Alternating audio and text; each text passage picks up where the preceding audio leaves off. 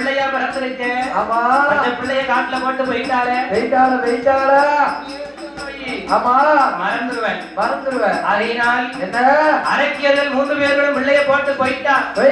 3 குழந்தைகளும் பச்சிளம் குழந்தைகள் அல்லவா. ஆமா வயிறு பசிக்கு அப்படியே அழுகு பசி பொறுக்க மாட்டாமல். ஆமா 3 குழந்தைகளும் அப்படியே அழுக சத்தம் போடுது. வயர் பசித்து அழக்கூடிய நேரத்திலே குழந்தைகள் போடக்கூடிய சத்தமானது. பூரணி சத்தம் போடும் சத்தம்